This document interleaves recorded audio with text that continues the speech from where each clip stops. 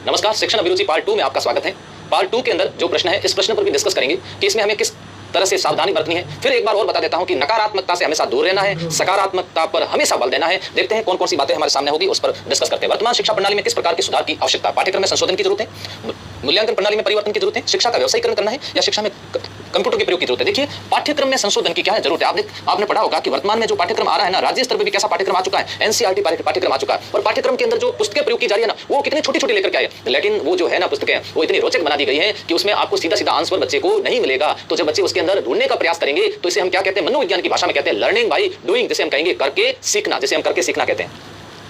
अध्यापकों के किन गुणों से छात्र अधिक प्रभावित होते हैं, ऐसे कौन से गुण हैं जो उनके साथ खेलते हैं, जो गृह कार्य नहीं देते हैं, ऐसे वालों को नहीं देते हैं, या फिर जो दंड नहीं देते हैं, जो अच्छा पढ़ाते हैं, हमेशा उन्हीं अध्यापक को ज्यादा पसंद किया जाता है। थोड़ी देर के लिए जरूर चापलूसी कर सकते हैं, लेकिन ज्यादा पसंद हमेशा उसी अध्यापक को किया जाता है जो अच्छा पढ़ाते हैं, जिनका प्रभावी शिक्षण हो। सुंदरता से कोई लेना देना इसके अंदर नहीं है, उनका प्रभावी शिक्षण कौशल होना चाहिए। आधुनिक युग में अध्यापन का आशय क्या है? विद्यार्थियों का बहुमुखी विकास करना है, वेतन प्राप्त करना है, ज्ञान प्राप्त करने की कार्यकुशलताएं पैदा करना है, शिक्षार्थियों की शारीरिक एवं बौद्धिक विशेषताओं का क्या करना है, उजागर करना है। तो विद्यार्थियों का बहुमुखी विकास करोगे ना, तो बहुमुखी विकास में सब आ जाएगा। कौन कौन सा आ जाएगा? शारीरिक भी आ जाएगा, प्लस मानसिक भी आ जाएगा, जिसको बौद्धिक विकास भी कहते हैं। तो सब तरह से विद्यार्थियों का बहुमुखी सर्वांगीण विकास करना है। वर्तमान युग के अंदर इस प्रकार अध्यापन का क्या हो गया है, आशय हो गया है। यदि आपको ताजमहल के विषय में पढ़ाना है तो कौन सा तरीका आपके विचार में सबसे उचित रहेगा? अब ताजमहल के बारे में पढ़ाना है तो सबसे बढ़िया तरीका क्या रहेगा? यदि संभव हो तो आगरा ले जाकर के ताजमहल को क्या कर दो, दिखा दो। चित्र तो दिखा भी सकते हैं, किताबों में चित्र हो सकता है, मॉडल ला करके भी सामने दिखाया जा सकता है उसकी प्रतिकृति, लेकिन यदि संभव हो तो ले जाकर के दिखा दो। ये प्रत्यक्ष ज्ञान जब मिलेगा ना, तो ज्ञान हमेशा कैसा होगा, स्थायी प्राप्त हो जाएगा, स्थायी होगा।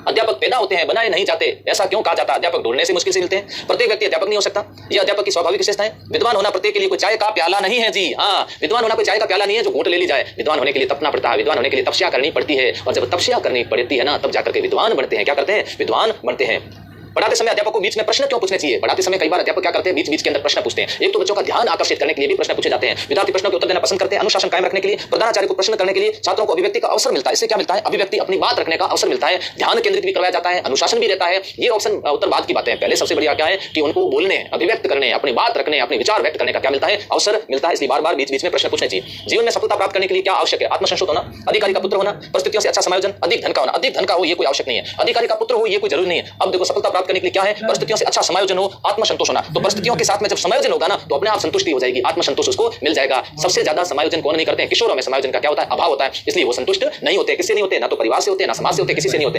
अध्यापक एक प्रतिष्ठित व्यवसाय क्यों है ना? देखो, अध्यापन एक प्रतिष्ठित व्यवसाय क्यों है? ये भ्रष्टाचार अपवादों से युक्त है या मुक्त है? देखो, युक्त नहीं है, ध्यान रखना, मुक्त है। जागरूकता से सर्जन एवं संवर्धन अवसर मिलते हैं, सामाजिक सुधार के लिए आवश्यक है, अपना कार्य ईमानदारी से करने का अवसर मिलते हैं। यहाँ सबसे इंपॉर्टेंट बात आती है कि अध्यापन शिक्षक है ना, उनके पास में सबसे ज्यादा क्या होती है? जागरूकता रहती है, क्योंकि वो नियमित रूप से अध्ययन करते रहते हैं, और नियमित रूप से अध्ययन हमेशा शिक्षक ही करेंगे। तो उनको शिक्षक इसलिए करेंगे क्योंकि शिक्षक को जागरूक रहना चाहिए। किसके प्रति? अपने विषय के प्रति भी, और दूसरा किसके प्रति? देश और वर्तमान में घटित प्रत्येक घटना के प्रति भी शिक्षक को जागरूक होना अति आवश्यक है। यदि पढ़ाते समय एक छात्र पीछे बैठ करके चित्र बनाता है तो आप क्या करेंगे?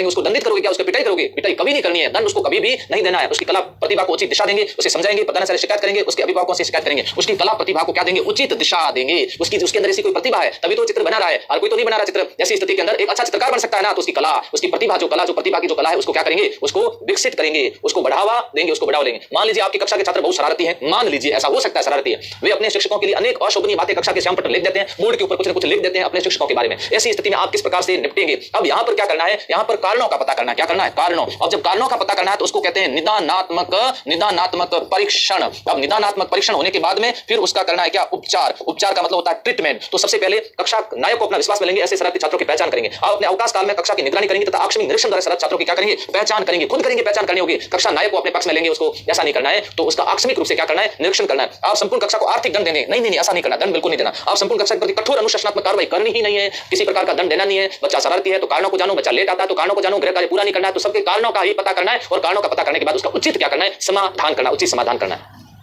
शिक्षक दिवस है ना, ध्यान रखना, ये तिथि भी पूछी जा सकती है। कब? 5 सितंबर शिक्षक दिवस पूछा जा सकता है, साक्षरता दिवस भी पूछा जा सकता है, 8 सितंबर साक्षरता दिवस भी पूछा जा सकता है। उत्सव मनाना, छात्रों को तोहफे देना, राधा कृष्ण के जीवन दर्शन दार्शनिक विचारों से प्रेरणा लेना, छात्रों को राधा कृष्ण के जीवन के बारे में बताना, अवकाश बनाना। क्या होता है? जीवन दर्शन और दार्शनिक विचारों से क्या लेनी चाहिए? हमें प्रेरणा लेनी चाहिए। डॉक्टर सर्वपल्ली राधाकृष्णन, जिनका जन्म 5 सितंबर 1888 को तिरुपति तमिलनाडु के अंदर हुआ था, भारत के पहले उपराष्ट्रपति रहे आप, तो उनके जीवन दर्शन और दार्शनिक विचारों से क्या लेना? प्रेरणा लेनी है। एक बालक की शैक्षिक उपलब्धि लगातार कम होती जा रही थी, क्योंकि एक बच्चे की शैक्षिक उपलब्धि क्या? दो प्रकार की उपलब्धि होती है, एक तो शैक्षिक, दूसरी सह शैक्षिक। सह शैक्षिक मतलब खेल कूद वगैरह, बचाव, है ना। तो शैक्षिक उपलब्धि में कक्षा के अंदर उसको एक अच्छे स्कोर परसेंटेज नहीं मिल रहे हैं। इसका क्या कारण है? उसके पूर्व शैक्षिक, है ना, परिणामों की प्रशंसा नहीं की जाती थी। परिणामों की प्रशंसा करना बहुत जरूरी है। आपने भी आपने जो भी अंक प्राप्त किए हैं 12th क्लास के अंदर, तो भी उसकी हमेशा प्रशंसा हो ना, तो और अच्छे अंक प्राप्त कर सकते हो। और प्रशंसा नहीं होते हैं तो डीमोटिवेट हो जाते हैं। मोटिवेट करने के लिए उनकी प्रशंसा करनी पड़ेगी, और प्रशंसा जैसे हम क्या कह सकते हैं, उनको प्रेरित करना होगा। मान लीजिए आपको धूम्रपान की लत है, पाठशाला में आप क्या सावधानी रखना पसंद करेंगे? अगर इसी प्रकार की लत है तो कोशिश यही करेंगे उसको छोड़ देंगे, है ना। लत है तो इसका मतलब है नहीं कि साइड में जाकर के उसका सदुपयोग करने। देखते हैं आप छात्रों सिगरेट मंगाएंगे किंतु उनके समक्ष पिएंगे नहीं, ये भी गलत है। आप स्टाफ रूम में बैठकर धूम्रपान करेंगे, गलत है। आप अन्य साथियों के विरोध करने पर स्टाफ रूम में सबके कोने में कुर्सी बैठकर धूम्रपान करेंगे, मैं तो यहीं बैठ के पीऊंगा, तुम्हारे जो करना कर लो, ये भी गलत है। आप विद्यालय वातावरण का सम्मान करते हुए जहां तक संभव हो पाएगा सिगरेट नहीं पिएंगे। तो मैंने क्या कहा था, जहां तक संभव हो इसको क्या करना है, छोड़ना होगा। विद्यार्थियों को गृह कार्य देने का क्या महत्व है? गृह कार्य शब्द जब भी आता है तो समझ लेना विद्यार्थियों के अंदर स्वाध्याय की आदत का क्या करना है, विकास करवाना। पुस्तकालय की जब भी बात आती है तो क्या उत्तर देना, बच्चों में स्वाध्याय का विकास करना। इसके द्वारा विद्यार्थियों में स्वयं अध्ययन की आदत पड़ती है, स्वयं अध्ययन करवाना है। तब क्या देना चाहिए, होमवर्क देना चाहिए, है ना। ये स्कूल के कार्य की पूर्ति करता है, खाली समय सदुपयोग का अवसर प्रदान करता है, ये भी ठीक है। लेकिन यहाँ स्वयं अध्ययन की बात आई, विद्यार्थियों की जिम्मेदारी एहसास पैदा करता है, ये भी अच्छा ऑप्शन है। लेकिन एक नंबर ऑप्शन इन सब में श्रेष्ठ है, यहाँ श्रेष्ठ पर उत्तर देना फिर सबसे बढ़िया है। उसके बाद उत्तर दे सकते हैं। इसलिए यहाँ गलत तो आप हो सकता है नहीं दे दोगे, लेकिन हमें श्रेष्ठता की ओर जाना है, तब उच्च अंक प्राप्त करोगे, तब आप अच्छी मेरिट में होगे। यदि आपका परिणाम अच्छा नहीं है तो आप क्या करेंगे, विद्यार्थियों को दोषी, आपका मतलब कौन है, आप ये क्या है, शिक्षक हैं, शिक्षिका हैं, ध्यान रखना। विद्यार्थियों को दोषी बताएंगे, स्वयं को दोषी समझेंगे, परवाह नहीं करेंगे, कारण जानने का क्या करेंगे, प्रयास करेंगे। एक बात हमेशा ध्यान रखना, कारण जानना की बात जब कभी भी आती है, इसके जो है ना, इसके 2 3 5 है ना फॉर्मूले फिक्स है। कारण जानने की बात आती है तुरंत उसका उत्तर देना। यहाँ कारण जानने का क्या करेंगे, प्रयास करेंगे, कहां गलती होगी, मिस्टेक आखिर कहां पर हुई, सीधा किसी के ऊपर दोषारोपण नहीं करना, सीधा दोषारोपण नहीं करना है। नेतृत्व गुण के लिए क्या आवश्यक है, सुंदरता होनी चाहिए, उच्च बौद्धिक योग्यता होनी चाहिए, पर्याप्त धन होना चाहिए, या सामाजिक रूप से परिपक्वता होनी चाहिए। तो सामाजिक रूप से परिपक्वता होनी चाहिए, समझ होनी चाहिए। परिपक्वता का मतलब क्या होता है, समझ। कई बार कहते हैं ना, इसको तो सामाजिक रूप से अभी समझ ही नहीं है, सामाजिक परिपक्व नहीं है, कैसी बात करनी चाहिए, बड़े बुजुर्गों से बात करना भी नहीं आता है। नेता में ऐसी परिपक्वता का गुण होना बहुत जरूरी है, तब जाकर के लोग उनका क्या करेंगे, अनुसरण करेंगे, अदरवाइज अनुसरण नहीं करेंगे। यदि विद्यालय की फुटबॉल टीम का कप्तान किसे, आप विद्यालय की फुटबॉल टीम का कप्तान किसे बनाएंगे, उम्र में सबसे बड़ा हो, क्यों ऐसा क्या, उसको उम्र बड़े वाले को नहीं बनाना है। जो सबसे अच्छा खेलता हो, जो सभी विद्यार्थियों को प्रिय हो, जो आपका जानकार हो, जो सभी विद्यार्थियों को प्रिय हो ना, उसी को कक्षा का मॉनिटर बनाना है, उसी को ही फुटबॉल टीम का क्या बनाना है, कप्तान बनाना है। प्रिय होगा तभी तो टीम उसके काम करेगी। नेता भी क्या होना चाहिए, प्रिय होना चाहिए। और शिक्षक तो तब प्रिय होगा जब उसमें गुणवत्ता की कुशलता हो, प्रभावी क्या करवाता हो, शिक्षण करवाता हो, तब प्रिय होगा। आप अपने पड़ोसी से कैसा व्यवहार करेंगे, है ना। पड़ोसी तो पी पड़ोसी को कहते हैं, पी से पड़ोसी, और पी से क्या होता है, परेशान। पड़ोसी को परेशान नहीं करना है, तो बताओ किस प्रकार का व्यवहार करो। मित्रता का व्यवहार करेंगे, सामान्य व्यवहार करेंगे, कोई मतलब नहीं रखेंगे, अच्छे नागरिक, सामान्य व्यवहार कर लो, कोई जरूरत नहीं है पड़ोसी से ज्यादा मित्रता रखनी है, सामान्य व्यवहार करेंगे। शिक्षक के किस गुण की छात्र सर्वाधिक प्रशंसा करते हैं, अभी मैंने बताया था, सबसे ज्यादा सुंदरता की करेंगे, जवाब देने के लिए करेंगे, मित्रता वाली करेंगे, या प्रभावी शिक्षण की करेंगे। सबसे ज्यादा प्रशंसा करेंगे किसकी, प्रभावी शिक्षण होगा उसकी सबसे ज्यादा, है ना, प्रशंसा। आपकी राय में अच्छे नागरिक में क्या गुण होने चाहिए, वो शिक्षित हो, है ना, शिक्षित हो, निष्पक्ष हो, उसका व्यवहारिक ज्ञान हो, उपयुक्त, सभी क्या है राय में अच्छे नागरिक के गुण, शिक्षित, निष्पक्ष, व्यवहारिक, हाँ बिल्कुल सभी होने जरूरी है, सभी होने जरूरी है। नवोदय विद्यालय किसके लिए आरंभ किए गए, ग्रामीण बच्चों के लिए या प्रतिभाशाली ग्रामीण, यस प्रतिभाशाली ग्रामीण किसके लिए नहीं है, ये शहरी इसके अंदर नहीं है, तो प्रतिभाशाली कैसे, ग्रामीण बच्चों के लिए ये नवोदय विद्यालय प्रारंभ किए गए थे। तो याद रखना प्रतिभाशाली कैसे होने चाहिए, ग्रामीण बच्चे, उनके लिए शुरू किए गए। शिक्षक दिवस कब मनाया जाता है, 5 मई को, 2 अक्टूबर को, 5 सितंबर को। तो अभी अपने बताया था कि 5 सितंबर को मनाया जाता है, 2 अक्टूबर को अहिंसा दिवस मनाया जाता है। किसका जन्म दिवस, महात्मा गांधी का जन्म दिवस था। तो यहाँ 2 अक्टूबर का भी प्रश्न आपसे पूछ सकते हैं। एनसीईआरटी है ना, एनसीईआरटी मुंबई में नहीं है, एनसीईआरटी चेन्नई में नहीं है, कोलकाता में नहीं है। एनसीईआरटी का मुख्यालय कहां पर है, नई दिल्ली के अंदर है। राष्ट्रीय स्तर के पाठ्यक्रम का क्या करती है, निर्माण करती है, तो एनसीईआरटी। अगला प्रश्न है, जिस दिन विद्यालय की छुट्टी होगी आप क्या करेंगे, खूब सोऊंगा, मित्रों के साथ गपशप मारूंगा, है ना, और भ्रमण में जाऊंगा, समाज उपयोगी उत्पादन का क्या करूंगा, कार्य करूंगा, SUPW, है ना, समाज उपयोगी उत्पादन का कार्य करूंगा। हालांकि मत करना, लेकिन यहां सोच समझ करके उत्तर देना। ये बार बार बात आपको मैं क्या कर रहा हूं, समझा रहा हूं। आपका व्यवहार आपके साथ कार्यरत अध्यापिकाओं के साथ होगा, सामान्य। अब आपके साथ अध्यापिका भी कार्यरत है, सामान्य, विशेष, दुर्भावनापूर्ण, अनिश्चित। दुर्भावना उनके साथ रखनी नहीं है, विशेष का मतलब क्या, कोई मित्रता तो उनके साथ करनी नहीं है। तो जैसा शिक्षकों के साथ में व्यवहार है, वैसा व्यवहार आपको किसके साथ करना है, शिक्षिकाओं के साथ में भी करना है। व्यवहार में कोई अंतर नहीं लाना। कक्षा के 2 छात्र धूम्रपान करते हैं, उनके साथ आपका संबंध कैसे होंगे, दूर के, निकट के, सहयोगी या सुधारात्मक, यस, उनके साथ हमारे संबंध कैसे होने चाहिए, सुधारात्मक होने चाहिए। ऐसा ना हो कि हम भी नशा करते हैं, वो भी नशा करते हैं, तो हेलो दोनों आपस में मिल गए और संबंध कैसे हो जाए, मधुर संबंध हो गए। मधुर संबंध नहीं होने चाहिए। आपका पुत्र आपकी कक्षा में पढ़ता है, उसके प्रति आपका व्यवहार कैसा होना चाहिए, सामान्य होना चाहिए। पुत्र का व्यवहार सामान्य, सब पता ही नहीं चलना चाहिए कि पुत्र कक्षा के अंदर पढ़ रहा है, कि पक्षपात नहीं करना, आगे की पंक्ति के अंदर नहीं पढ़ना, उसी कोई प्रश्न नहीं पूछने बार बार के अंदर, उसी की कॉपी जांच नहीं करनी, इससे भेदभाव का आरोप लग जाएगा शिक्षक के ऊपर। गरिमा शिक्षक को बना के रखनी है। उत्तर पुस्तिकाओं की जांच करते समय आप ध्यान रखेंगे, अपने अनुसार अंक देंगे, पुस्तिका को बिना पढ़े अंक दे देंगे, सभी छात्रों को उत्तीर्ण करेंगे, उपयुक्त सभी अपने अनुसार पुस्तिका को, अब ध्यान रखेंगे, अपने अनुसार अंक देंगे, पुस्तिका को बिना पढ़े अंक देंगे, सभी छात्रों को उत्तीर्ण करेंगे या उपयुक्त सभी। देखो अपने अनुसार अंक देंगे, अपने अनुसार से क्या तात्पर्य, अपनी मर्जी से नहीं, अपने अनुसार मतलब अपने अनुसार मतलब आपने चेक किए, जांच किए, उसके अनुसार क्या करेंगे, अंक देंगे, मर्जी से। यानी बाकी तो बिना पढ़े तो देंगे नहीं, सभी छात्रों को उत्तीर्ण कैसे कर दोगे? अगर आप ये पहले से कैसे तय कर सकते हो सभी छात्र उत्तीर्ण है, तो इसका उत्तर होगा कितने नंबर? 1 नंबर। शिक्षक को सभी छात्रों के नाम याद नहीं रहते, नाम याद नहीं रहते, इससे क्या होता है छात्र कम अनुशासित रहते हैं। और जब विद्यालय के छात्रों के अगर नाम याद रह जाते हैं ना, कक्षा में पढ़ने वालों के नाम याद रह जाते हैं, तो उसको डर रहता है कि सब पता कर लेंगे, नहीं तो कई बार क्या होता है उनको पता है नाम तो याद है नहीं अपना, इसलिए अनुशासन में थोड़ी सी क्या रहती है, समस्या बनी रहती है। आप कैसे छात्रों को कक्षा में मॉनिटर बनाएंगे? जो सभी छात्रों को पसंद हो, बहिर्मुखी हो, जो शिक्षक स्वयं पसंद करता हो, जो निडर उदंड, कक्षा में सबसे बड़ा उदंड वालों को नहीं बनाना, बिल्कुल शिक्षक स्वयं पसंद करे ऐसा जरूरी नहीं हो, है ना। जो बहिर्मुखी हो, जो सभी छात्रों को क्या हो पसंद हो, उसी को बनाना है मॉनिटर, उसी को बनाना है टीम का क्या कप्तान भी उसी को ही बनाना हो, जो सबको क्या हो पसंद हो।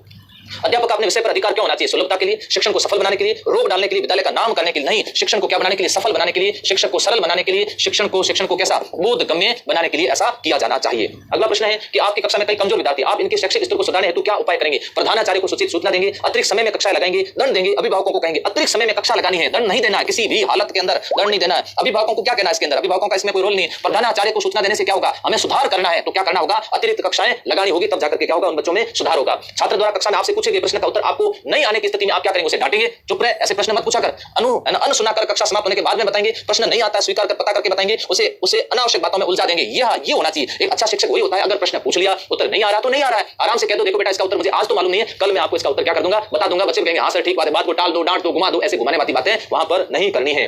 यदि कोई छात्र किसी अध्यापक के प्रति अपमानजनक शब्दों का प्रयोग करता है, क्या करेंगे? दंड देंगे, नहीं देंगे, अनदेखा करेंगे। अब देखते हैं आगे चलते, संबंधित अध्यापक से शिकायत करेंगे, नहीं, उसे उसकी गलती का क्या करवाएंगे? एहसास करवाएंगे, उसको बुला करके उसको कहेंगे देखिए गुरुजी हैं, गुरुजी है ना, गुरु शब्द का अर्थ क्या होता है, आप उनके प्रति ऐसे शब्द बोल रहे हो, तब उसको अपनी गलती का क्या हो जाएगा? एहसास हो जाएगा, गलती का एहसास हो जाएगा। एक सही शिक्षक वो है जो विषय को सही ढंग से पढ़ाता है, विद्यार्थियों को प्रेरित करता है, विद्यार्थियों के साथ मित्रवत हो, इनमें से कोई नहीं। तो शिक्षक वही है जो विद्यार्थियों को सही ढंग से पढ़ाता है, ये भी ठीक है, प्रेरित करता है, साथ मित्रवत हो, तो वहां विद्यार्थियों को क्या करता हो? प्रेरित करता हो, किसके लिए? पढ़ने के लिए प्रेरित करता हो।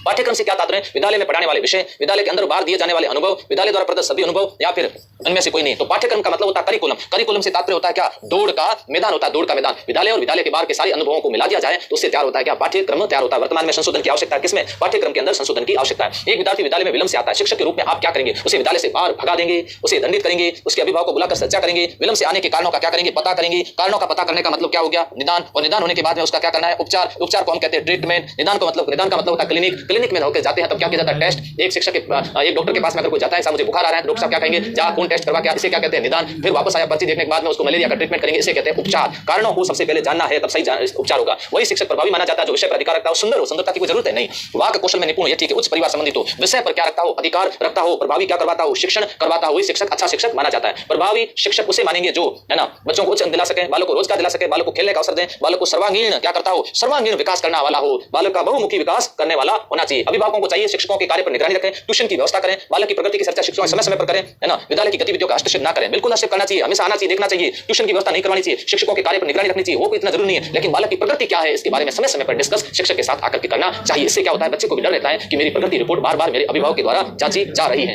एक विद्यालय में अनिवार्य है छात्रावास, विद्यार्थी पुस्तकालय, कोई नहीं अनिवार्य, तो ये है ऐसा। वर्तमान के अंदर ये प्रमुख बिंदु जिसे कह सकते हैं ना, वर्तमान शिक्षण का प्रमुख बिंदु कौन है? बालक हो गया है। शिक्षक किसके लिए? बालक के लिए। पाठ्यक्रम किसके लिए? बालक के लिए। विद्यालय किसके लिए? बालक के लिए। नीतियां भी किसके लिए बनाई जा रही है? बालक के लिए ही बनाई जा रही है। एक विद्यार्थी पढ़ाई में बहुत कमजोर है, आप क्या करेंगे? उसे कक्षा से बाहर कर देंगे, उसका नाम काट देंगे, ट्यूशन के लिए कहेंगे, उसे हमेशा प्रश्न पूछेंगे और गलत उत्तर पर दंड देंगे, उसका उत्साहवर्धन करेंगे और उसको क्या करेंगे? समझाएंगे, उसको आगे बढ़ाने के लिए प्रेरित करेंगे। वेरी गुड, बहुत बढ़िया, शाबाश बेटे, आप बहुत अच्छे तरीके से तैयारी करो और आपको सफलता अवश्य मिलेगी। उसका उत्साहवर्धन करना, किसी प्रकार का उसको दंड नहीं देना है। एक विद्यार्थी गृह कार्य नहीं करता, रोज नया बहाना बनाता है, आप क्या करेंगे? माता पिता को सूचित करेंगे, कक्षा के बाहर खड़ा कर देंगे, दंडित करेंगे, कारणों का पता लगाएंगे। बिल्कुल सही आंसर आ चुका है। अब मुझे लगता है कि धीरे धीरे आपको भी बात समझ में आ गई होगी कि सर अगर ऐसा हो रहा है तो उसका सबसे पहले हम क्या करना है? हमें कारणों का पता लगाना होगा, और कारणों का पता लगाओगे तो आपका उत्तर सही हो जाएगा। यदि आपके किसी ऐतिहासिक भवन के विषय में पढ़ाना है आपको, है ना, आपको किसी ऐतिहासिक भवन के विषय में पढ़ाना है तो कौन सा तरीका आपके विचार सबसे उत्तम? ऐतिहासिक भवन का मॉडल दिखाकर, जवानी भवन के बारे में बताकर, यदि संभव हो तो वहां ले जाकर ऐतिहासिक भवन का जहां स्थित है ये ज्यादा रहता है। जैसे अभी ताजमहल की बात हुई थी ना, तो ताजमहल में भी सही उत्तर क्या था कि वहां पर ले जाकर के इसको सही तरीके से समझाया जा सकता है।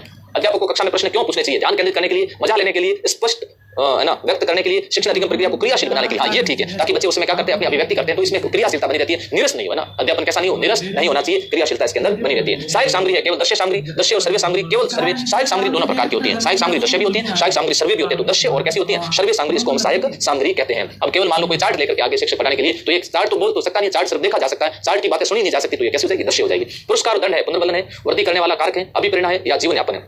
अब पुरस्कार दंड दोनों क्या है? पुनर्बलन है। पुरस्कार कैसा है? सकारात्मक है। दंड कैसा है? नकारात्मक। तो यह पुनर्बलन कैसे दो प्रकार का होता है, सकारात्मक पुनर्बलन और दूसरा कैसा? नकारात्मक पुनर्बलन। दो प्रकार का पुनर्बलन दिया जा सकता है। आप बीएसटीसी में दाखिल के लिए चुने जाते हैं, आप क्या करेंगे? अध्यापन से दूसरा पेशा अपनाएंगे। आपके दोस्त कहते हैं बीएड अच्छी नहीं है, किसी भी कीमत पर इसे क्या करेंगे? पूरा करेंगे। चयन हो गया तो उसको क्यों छोड़ना? दोस्त का कहना मानना है, किसी का कहना नहीं मानना है। आपको ये ध्यान रखना है कि आपकी खुद ही उसके अंदर रुचि है या नहीं है। अगर रुचि है तो फिर उसको क्या करिएगा? पूरा करिएगा। रुचि है तो उसको पूरा। किसी बात को मैं स्वीकार करता हूं, यदि वो किसी बड़े आदमी ने कही है, अनेक व्यक्तियों से कहते हैं, मेरे सबसे अच्छे मित्रों से कहते हैं, उसके पक्ष में पर्याप्त क्या होना चाहिए? प्रमाण होना चाहिए, है ना? प्रमाण है तो फिर कोई भी संदेह करने की आवश्यकता नहीं है। उसको हमेशा क्या करना है? स्वीकार करनी है। बालक की नींव प्राथमिक स्तर के अध्यापक द्वारा निर्मित होती है, अतः उसका कार्य है बोझिल, सरल, कठिन या महत्वपूर्ण। ये कार्य सबसे महत्वपूर्ण कार्य होता है। कौन से शिक्षक? जो प्राथमिक विद्यालय के शिक्षक होते हैं, इनका कार्य जो प्रथम से लेकर के 5 तक पढ़ाते हैं, इनका कार्य सबसे ज्यादा क्या है? महत्वपूर्ण है, क्योंकि यहीं से क्या तैयार होती है? नींव यहीं से ही तैयार होती है, यहीं से तैयार होती है। तो थैंक यू। ये था आपके पार्ट 2। ऐसे ही पार्ट आगे चलते रहेंगे और एक एक चीज आपकी मैं सारी क्लियर कर दूंगा। Thank you.